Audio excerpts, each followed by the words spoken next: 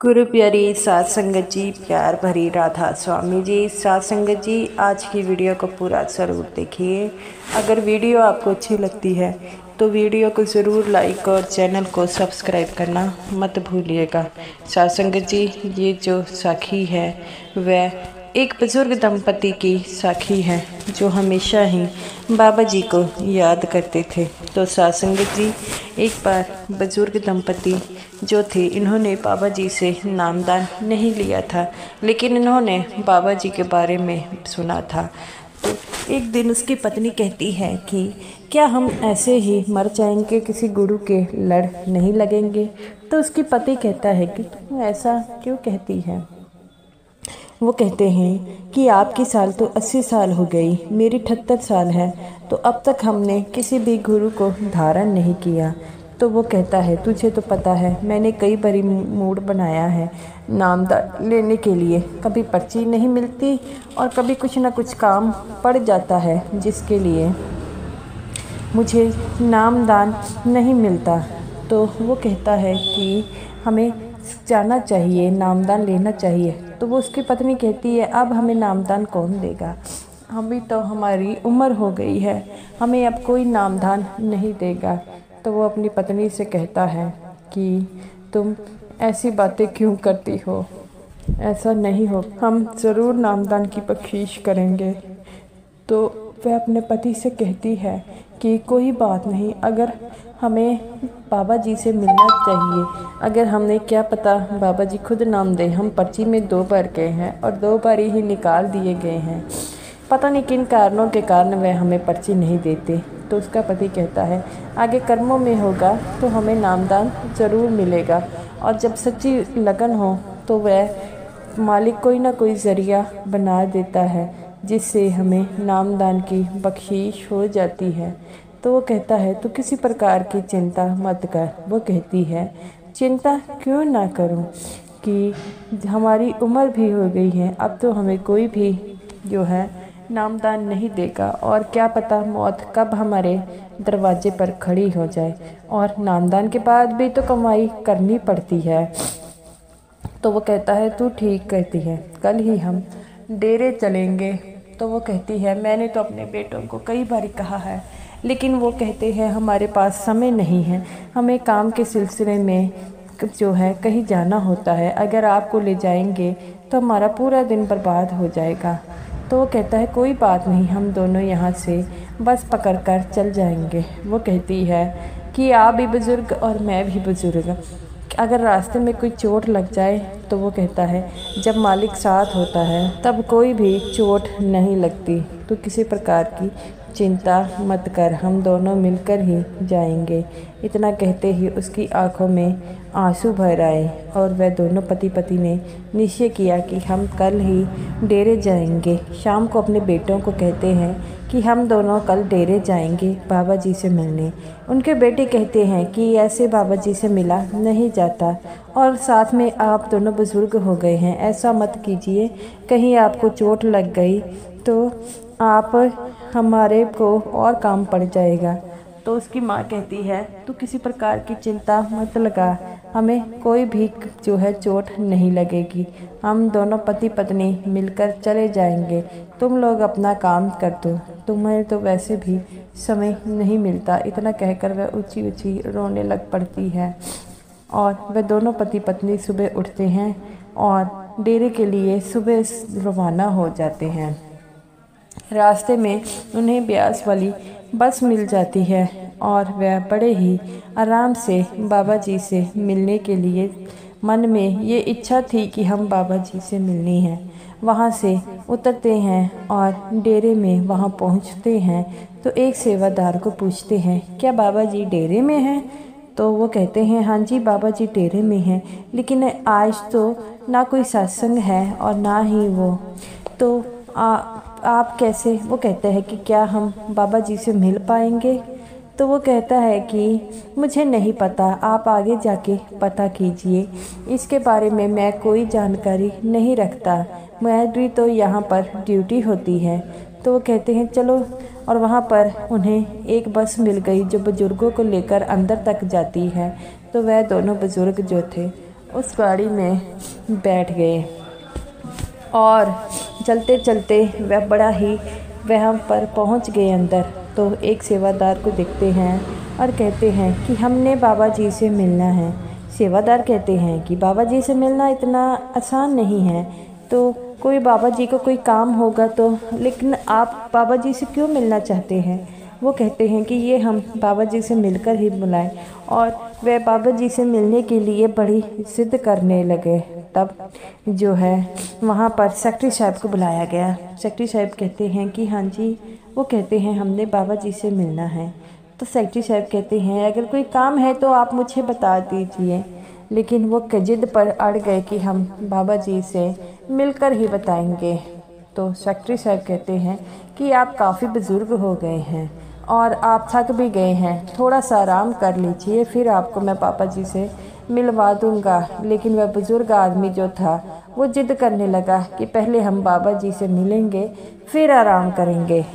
तो सेक्रेटरी साहब कहते हैं कि ठीक है, मैं बाबा जी से पूछ कर आता हूँ, अगर वो फ्री होंगे तो आपसे मिल लेंगे। जब बाबा जी ने ये बात सुनी कि दो बुज़ुर्ग आपसे मिलने चाहते हैं, तो बाबा जी ने बिल्कुल ना नहीं कही और उन दोनों बुज़ुर्गों को जब बाबा जी के पास लेकर आया गया तो वह कहते हैं सच्चे पातशाह आप हमें नामदान दीजिए।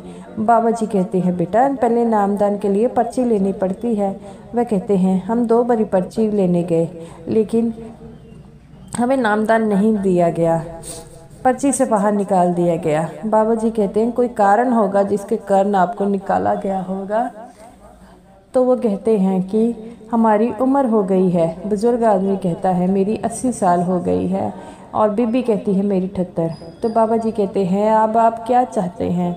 तो वो कहते हैं हम आपसे नामदान की बख्शीश चाहते हैं। बाबा जी कहते हैं बेटा नामदान सबको इकट्ठे में मिलता है, ऐसे नहीं मिलता। तो वो कहते हैं सच्चे पातशाह आप हमारी इस मनोकामना को पूरी कर दो।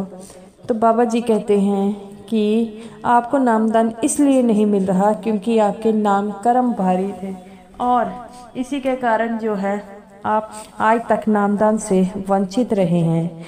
तो वो कहता है सच्चे पातशाह इसका कोई हल है तो मुझे बताइए, आप हमें नामदान दीजिए। तो बाबा जी कहते हैं अब तो मैं आपको नामदान नहीं दे सकता, लेकिन हाँ जब नामदान दिया जाएगा आप मेरा नाम लेकर अंदर चले आना, हम आपको नामदान ज़रूर देंगे। तो वो कहता है बाबा जी कब मिलेगा? बाबा जी कहते हैं बेटा परसों नामदान मिलेगा। तो वो कहते हैं ठीक है बाबा जी, हम तब तक डेरे में रह सकते हैं? तब बाबा जी कहते हैं हाँ कोई बात नहीं, यहाँ पर रहने का पूरा बंदोबस्त है। ये बात सुनकर वह खुश हो जाते हैं और दोनों ही शेड में जाकर रहने लग पड़ते हैं। जब परसों नामदान की बारी आती है तो एक सेवादार आप चलिए आपको नामदान के लिए बुलाया गया है, लेकिन वह पति पत्नी कहते हैं कि आपको किसने भेजा है? तो वो कहते हैं कि मुझे बाबा जी ने भेजा है। सच्चे पातशाह जो है वह सबकी चिंता रहती है और हर किसी के बारे में पता है। वो कहते हैं बाबा जी से हमारे बारे में पता था? वो कहते हैं हाँ, क्योंकि बाबा जी ने हमें बुलाया था, आप उनसे मिलकर आए थे, तो इसी कारण बाबा जी ने हमें भेजा है कि आपको नामदान की जो है आप आएँ। तो वो कहते हैं कि हमारे पास पर्ची नहीं है। तो वो कहते हैं पर्ची की क्या ज़रूरत है, जब आपको सच्चे पातशाह खुद बुलाया है। तो वह दोनों पति पत्नी बहुत खुश होते हैं और जाकर नामदान वाले हॉल में जब चले जाते हैं और वहाँ पर जाते हैं और बाबा जी उन्हें बैठने के लिए कहते हैं। वो दोनों बड़े खुश होते हैं कि आज हमें नामदान मिलेगा और उनकी खुशी फूले समान नहीं रही। बाबा जी जब उनकी बारी आती है और कहते हैं कि मैं आपको नामदान तो दूंगा लेकिन इसके लिए आपको कमाई करनी होगी। तो वो कहते हैं सच्चे पातशाह इतने साल हमने जो है ऐसे ही निकाल दिए, अब ज़िंदगी के जो बाकी बचे पल हैं वह हम भजन सिमरन में ही गुजारना चाहते हैं। तो वो बाबा जी कहते हैं ठीक है और आज से मैं आपकी ज़िम्मेवारी लेता हूँ, आपको भी इन जिम्मेवारियों पर खड़े उतरना होगा, भजन सिमरन करने होगा। तो वो कहते हैं बाबा जी हम चौंकड़ी मार कर नहीं कर सकते। तो बाबा जी कहते हैं बेटा कुर्सी पर बैठ के कर लो और ऐसे बैठ कर करो, भजन सिमरन आपने करना है कैसे भी करना हो, अगर आपकी अवस्था बैठने की नहीं है तो आप चेयर पर बैठकर कर सकते हैं। ये बात सुनकर वह बड़ा ही खुश होते हैं। तब उन्हें बाबा जी नामदान की बख्शीश करते हैं और वह पति पत्नी फूले नहीं समाते और वह कहते हैं कि आज से हमारा जो समय है वह भजन सिमरन में रहेगा। घर आते हैं, घर आकर भी अपने बहू बेटियों को बताते हैं, वह भी खुश होते हैं। और तब से वह पति पत्नी जो थे, किसी भी समय ऐसा ना होता कि वह भजन सिमरन ना करते। जब भी उन्हें मौका मिलता वह दोनों पति पत्नी इधर उधर की बातों को छोड़कर भजन सिमरन करते और ज़िंदगी में बाबा जी का हर बात का शुक्रिया करते हैं। ये देखकर उनके बहू बेटे भी बड़े खुश होते कि इनको जो चाह थी वह इन्हें मिल गया।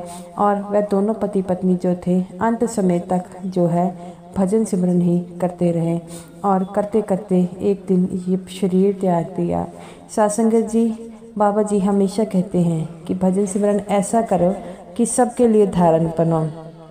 जैसे ये दोनों पति पत्नी के मन में भजन सिमरन के लिए चाह थी तो बाबा जी ने इनकी चाह को पूरा किया। ऐसे ही हमें भी बाबा जी के प्रति अपने इस प्यार को, इस लगन को बढ़ाना होगा। अगर हम भजन सिमरन करते हैं तो इस भजन सिमरन के लिए बाबा जी द्वारा बताए गए रास्ते को बताना होगा। साथ संगत जी, अगर आपको नामदान मील की बख्शीश हुई है, आप बड़े ही लकी है, क्योंकि कई जो होते हैं कईयों को नामदान की बख्शीश नहीं हो पाती और कई तो 25 में रह जाते हैं क्योंकि उनके कर्मों में नामदान की बख्शीश ना होती। तो ऐसे ही हमें भी जब भी मौका मिले नामदान लेकर भजन सिमरन करना होगा, क्योंकि भजन सिमरन की ताकत ही ऐसी है जो हमें हमारे सतगुरु से जोड़ती है। हमें जो है भजन सिमरन करें और हमेशा बाबा जी के लिए शुक्रिया अदा करें, क्योंकि बाबा जी ने अगर नामदान दिया है तो कुछ सोच कर ही दिया है और उस नामदान की कदर करें, उन्हें ऐसे व्यर्थ ना करें। और जब भी समय मिले भजन सिमरन ज़रूर किया कीजिए, क्योंकि भजन सिमरन ही काम आएगा। दुनिया क्या कुछ काम नहीं आएगा तो हमारा भजन सिमरन ही काम आएगा। और हम सोचते हैं कि ये जो है रिश्ते नाते हमारे काम आएंगे, दुनिया की कोई भी धन दौलत काम नहीं आएगी। हम इस दुनिया में जाएंगे तो सिर्फ अपने कर्म लेकर जाएंगे और दूसरी कोई भी चीज़ हमारे साथ नहीं जाएगी। इसीलिए तो कहा जाता है अच्छे कर्म करो, क्योंकि अच्छे कर्म करने वालों के साथ हमेशा मालिक होता है। इसीलिए मालिक की रजा में रहना चाहिए, उसका शुक्रिया अदा करना चाहिए, क्योंकि कई लोग ऐसे हैं जिन्हें सोची तक नहीं होती नामदान की। और इस जन्म मरण के चक्रों से अगर छुटकारा पाना है उसके लिए हमें जो है भजन सिमरन ज़रूर करना होगा, क्योंकि भजन सिमरन की ताकत ही ऐसी है जो परमात्मा को परमात्मा से जोड़ती है। और साथ संगत जी, बाबा जी हमेशा ही अपने सत्संगों में सिर्फ एक चीज़ पर ही जोर देते हैं, वह है भजन सिमरन पर ही। तो साथ संगत जी, इसीलिए तो कहा जाता है कि दुनिया में आपका कोई साथ नहीं दिया है, कोई देगा तो वह सच्चा परमात्मा का प्यार और सच्चा परमात्मा की ताकत और आपकी भक्ति ही है। अगर आपकी भक्ति में इतनी शक्ति है तो वह परमात्मा में इतनी ताकत होती है कि आपके बुरे कर्मों को जो है बदल सके। लेकिन हम इंसान जो होते हैं वह कमज़ोर होते हैं, उस सच्चे मालिक पर विश्वास नहीं कर पाते। हम सोचते हैं कि वह सच्चा परमात्मा क्या कर लेगा, लेकिन जो सच्चा परमात्मा है वह सभी कुछ कर पाता है, लेकिन हम उस पर विश्वास नहीं करें। गुरु जो होते हैं वह हमें उस परमात्मा तक जोड़ते हैं। जैसे इन बुजुर्ग दंपति के मन में आया कि हमने नामदान नहीं लिया और उन्होंने निश्चय कर लिया कि नामदान के बाद हम भजन सिमरन करेंगे। और ऐसे ही हमें भी जब भी मौका मिले उस सतगुरु का शुक्रिया अदा करना चाहिए, उस प्रीतम प्यारे का शुक्रिया अदा करना चाहिए, क्योंकि जो उस प्रीतम प्यारे का शुक्रिया करेगा, प्रीतम प्यारा हमेशा उनके साथ ही रहता है। कमी हम में है जो अपने इस सतगुरु पर विश्वास नहीं कर पाते, अपना मन डोल लेते हैं और किसी की बातों में आकर अपने मालिक को समझ नहीं पाते। तो हमें तो उस मालिक का शुक्रिया करते करते हमेशा ही भजन सिमरन करना होगा, उस मालिक की बंदगी करनी होगी। तो गुरु प्यारी साध संगत जी, अगर आप सत्संगी हैं, नामदान की बख्शीश हुई है, तो आप भी ज़रूर भजन सिमरन कीजिएगा। साध संगत जी, ये रही मेरी आज की वीडियो। अगर वीडियो अच्छी लगती है तो वीडियो को ज़रूर लाइक और चैनल को सब्सक्राइब करना मत भूलिएगा। और समूह साध संगत जी को मेरी तरफ से प्यार भरी राधा स्वामी जी।